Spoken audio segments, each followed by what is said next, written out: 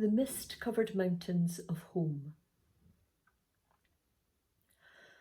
Oh, soon shall I see them, oh, oh, see them, oh, see them, oh, oh, soon shall I see them, the mist-covered mountains of home.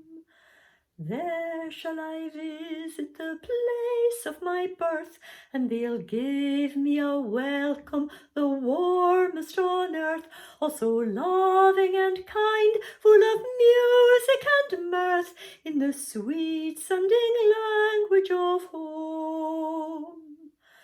Oh, soon shall I see them, oh, oh, see them, oh, see them, oh, oh, soon shall I see them, the mist-covered mountains of home. Hail to the mountains with summit of blue, to the glens with their meadows of sunshine and dew, to the women and men ever constant and true, ever ready to welcome me home. Ooh, soon shall I see them, oh, oh, see them, oh, see them, oh, oh, soon shall I see them, the mist-covered mountains of home.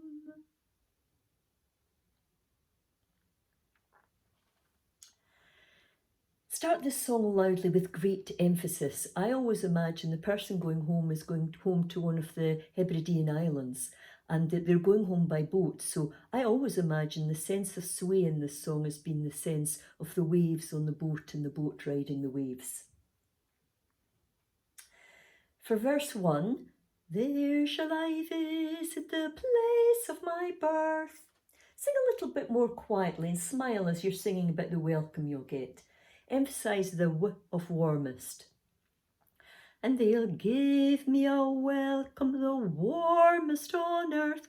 It's another one of these occasions where in everyday speech it would sound a bit silly to extend the W, but actually in singing you have the opportunity to do that because of rhythm, so it actually just adds a little bit more emphasis to the word and makes it sound quite poetic.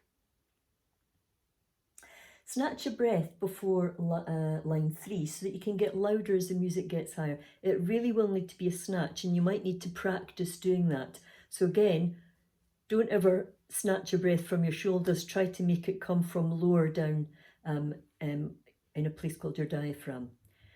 There shall I visit the place of my birth, and they'll give me a welcome, the warmest on earth, all so loving and kind, full of music and mirth. I was also extending the M of music and mirth just to make it sound more musical and break the line up a little bit. But the point to practice is warmest on earth. Also, you really need to think about breathing there. Warmest on earth, also, so that you've got breath to get in. Also loving and kind. There is a chance to have a break there if you really need it, because I would rather that you sung the line fully than expire at the end. So what we really want is also loving and kind, full of music and mirth, rather than also loving and kind, full of music and mirth. I'd rather hear notes and breath. Back to the chorus and back to being loud, as if you were singing above the wind and the waves. Ooh, and you weren't back in your own thoughts. The verse I've printed here is verse 4. It tells of the beauty of the islands and its surrounding home, but it also tells of the warmth of the people. It starts with the word hail, so make that a bit louder, but I would make the other words in the line a little bit quieter.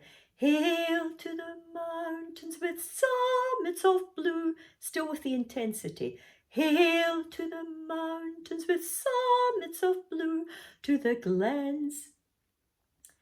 The men and the women are obviously the best part about coming home, so constant and true, with a little bit more emphasis on the consonants there, constant and true.